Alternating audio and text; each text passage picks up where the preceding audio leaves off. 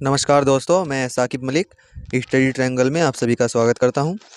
दोस्तों, आज का हमारा टॉपिक है भारत में कृषि और फसलें। आप सभी का एग्ज़ाम चल रहे हैं एसएससी जीडी 2023 के, जिसमें कृषि से संबंधित एक प्रश्न हर शिफ्टों में पूछ रहा है, तो इसीलिए हम आपके लिए ये क्लास लेकर आए हैं। यहाँ पर आप देख सकते हैं भारत में कृषि और फसलों से संबंधित ये क्लास आपकी होने वाली है। अगर आप किसी भी अन्य एग्ज़ाम की तैयारी कर रहे हैं, जैसे एसएससी, एमटीएस, सीएचएसएल या फिर यूपी पुलिस की तैयारी कर रहे हैं, तो ये क्लास आपके लिए बहुत ज़्यादा ज़रूरी होने वाली है। तो चलिए स्टार्ट करते हैं। क्लास को आपको अंत तक ज़रूर देखना है। सबसे पहले हम बात कर लेते हैं मौसम के आधार पर फसलें कितने प्रकार की होती है। मौसम के आधार पर भारत में फसलों को 3 प्रकारों से विभाजित किया जाता है: रबी की फसल, खरीफ की फसल और जायद की फसल। अगर हम खरीफ की फसल की बात करते हैं तो यहाँ पर जून जुलाई से ये बोई जाती है। रबी की फसल अक्टूबर नवंबर में स्टार्ट होती है।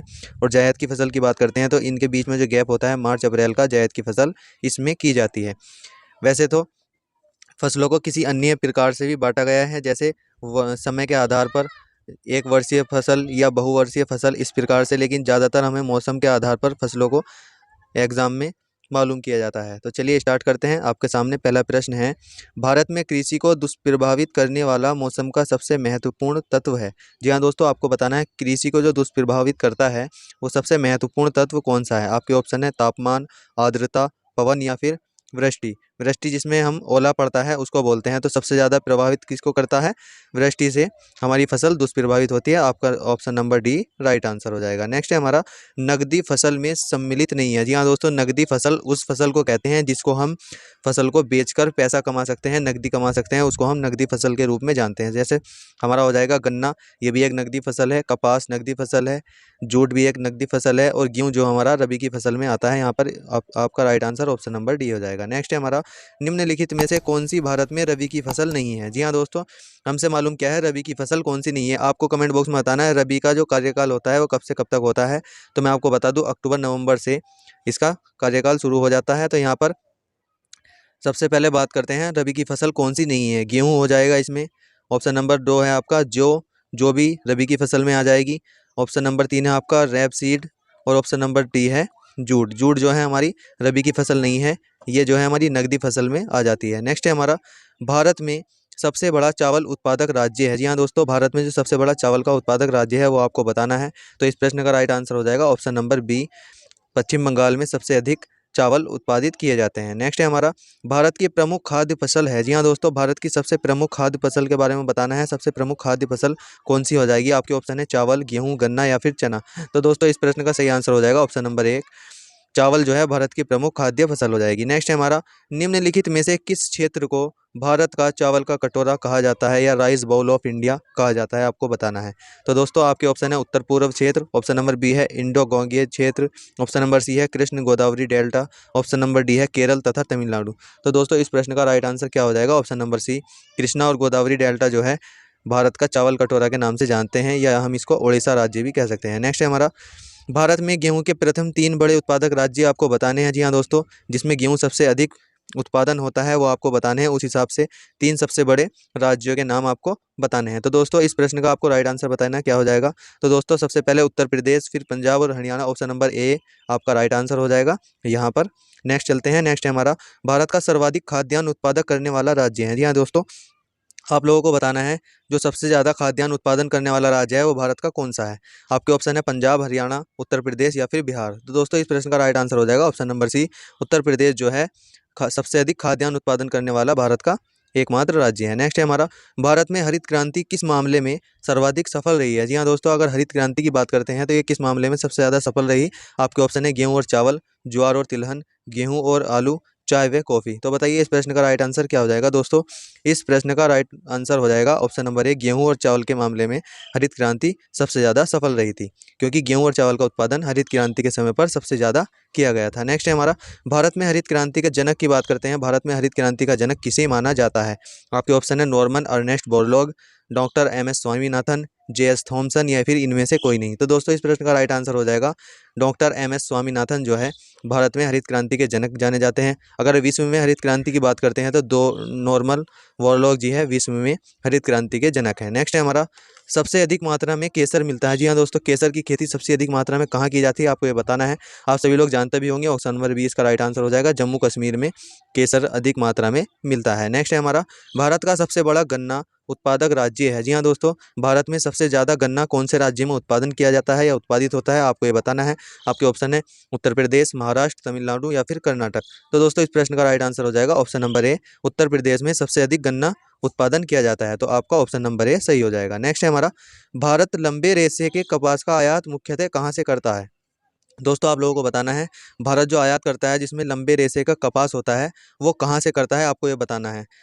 तो यहाँ पर हम बात करते हैं, ऑप्शन नंबर ए है मिस्र व सूडान से, संयुक्त राज्य अमेरिका से, पाकिस्तान से या फिर इनमें से सभी से। तो दोस्तों मिस्र और सूडान से करता है, संयुक्त राज्य अमेरिका से भी करता है और पाकिस्तान से भी करता है।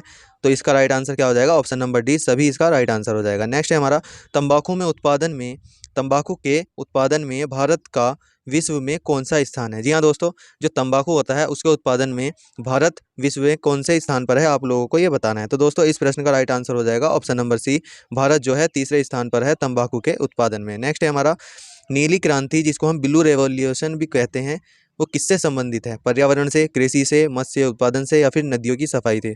तो दोस्तों इस प्रश्न का राइट आंसर हो जाएगा मत्स्य उत्पादन या मछली उत्पादन से नीली क्रांति संबंधित है। नेक्स्ट है हमारा, दुग्ध उत्पादन से भारत का विश्व में कौन सा उत्पादन है, कौन सा स्थान है? जी हाँ दोस्तों, जो दुग्ध उत्पादन होता है, दूध का उत्पादन होता है, वो भारत में विश्व में कौन सा स्थान है भारत का, आपको लोगों को ये बताना है। तो प्रश्न नंबर 16 का राइट आंसर बताइए क्या हो जाएगा? प्रथम, द्वितीय, तृतीय या फिर चतुर्थ? तो दोस्तों इस प्रश्न का option number A right answer हो जाएगा, भारत का पहला स्थान है दुग्ध उत्पादन के क्षेत्र में। नेक्स्ट है हमारा, भारत में ऑपरेशन फ्लड। जी हाँ दोस्तों, ऑपरेशन फ्लड की बात करते हैं तो इसको हम श्वेत क्रांति के नाम से भी जानते हैं, जो कि दूध उत्पादन से संबंधित है। ऑपरेशन फ्लड कार्यक्रम का प्रारंभ कब हुआ था, आप लोगों को ये कमेंट बॉक्स में बताना है। दोस्तों अगर इस प्रश्न के राइट आंसर की बात करते हैं तो इस प्रश्न का राइट आंसर हो जाएगा ऑप्शन नंबर बी, जो है इसका राइट आंसर हो जाएगा। सन 1970 में ऑपरेशन फ्लड का प्रारंभ किया गया था। नेक्स्ट है हमारा, भारत में श्वेत क्रांति के जनक की बात करते हैं।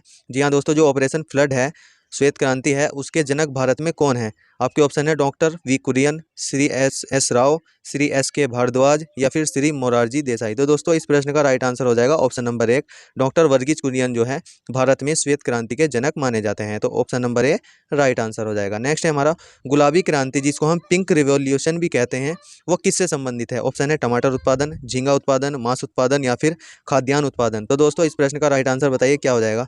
जी हाँ दोस्तों, झींगा उत्पादन से संबंधित है पिंक रिवॉल्यूशन। तो इस प्रश्न का ऑप्शन नंबर बी राइट हो जाएगा। नेक्स्ट है हमारा, गोल क्रांति राउंड रिवॉल्यूशन का संबंध किससे है? गोल क्रांति की अगर बात करते हैं तो आलू उत्पादन से ये संबंधित हो जाएगा। अगर अंडे की बात करते हैं तो रजत क्रांति इसका राइट आंसर हो जाएगा। नेक्स्ट है हमारा, निम्नलिखित में से कौन खरीफ की फसल नहीं है?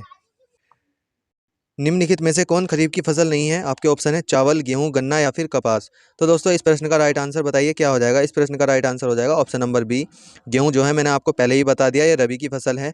और खरीफ की फसल जो है चावल, गेहूं और कपास, ये जो है खरीफ की फसल हो जाएगी। तो रबी की फसल की बात करते हैं तो गेहूं इसमें रबी की फसल हो जाएगा। नेक्स्ट है हमारा, खरीफ की फसल काटी जाती है। जी हाँ दोस्तों, अगर खरीफ की फसल बोने की बात करें, मैंने आपको बता दिया जून जुलाई में ये बोई जाती है, लेकिन अगर खरीफ की फसल की बात करें, ये काटी कब जाती है, आप लोगों को ये बताना है। तो दोस्तों इस प्रश्न का राइट आंसर हो जाएगा ऑप्शन नंबर सी, नवंबर के प्रारंभ में जो है खरीफ की फसल को काट लिया जाता है। नेक्स्ट है हमारा, रेशा फसलें निम्नलिखित में से कौन सी है? जी हाँ दोस्तों, जो रेशा वाली फसलें होती हैं वे कौन सी हैं? ऑप्शन है जूट, गन्ना या अलसी। ऑप्शन नंबर बी है कपास, मक्का और तंबाकू। ऑप्शन नंबर सी है कपास, सन और जूट। ऑप्शन नंबर डी है सन, कपास और मक्का।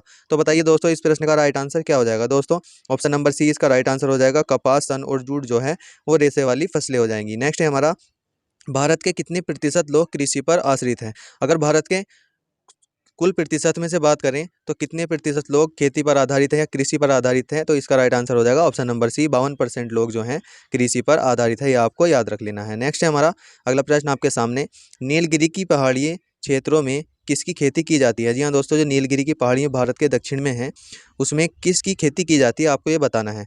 ऑप्शन नंबर ए है चाय, रबड़, कॉफ़ी या फिर इलायची। तो बताइए इस प्रश्न का राइट आंसर क्या हो जाएगा? दोस्तों इस प्रश्न का राइट आंसर हो जाएगा ऑप्शन नंबर सी, कॉफ़ी जो है नीलगिरी की पहाड़ी क्षेत्रों में उगाई जाती है। नेक्स्ट है हमारा, निम्नलिखित में से भारत में मसालों का सर्वाधिक उत्पादक है? जी हाँ दोस्तों, भारत में मसाले जो सबसे ज़्यादा उत्पादित किए जाते हैं वो भारत के किस राज्य में किए जाते हैं? आपके ऑप्शन है गुजरात, केरल, मध्य प्रदेश या फिर पंजाब। बताइए इस प्रश्न का राइट आंसर क्या हो जाएगा? तो दोस्तों इस प्रश्न का राइट आंसर हो जाएगा ऑप्शन नंबर ए, गुजरात राज्य में जो है भारत में मसाले सबसे अधिक उत्पादित किए जाते हैं। नेक्स्ट है हमारा, निम्नलिखित युग्मों में से कौन सा सुमेलित नहीं है? जी हाँ दोस्तों, अगर इनमें से बताएं कौन सा सुमेलित नहीं है। जैसे तंबाकू कहाँ उत्पादन किया जाता है सबसे अधिक? आंध्र प्रदेश में।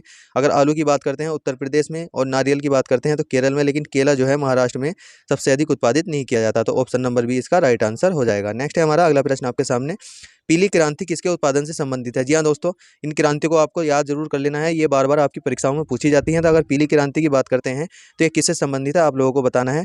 तो इस प्रश्न का राइट आंसर क्या हो जाएगा? तिलहन से संबंधित है, जो कि ऑप्शन नंबर डी में है।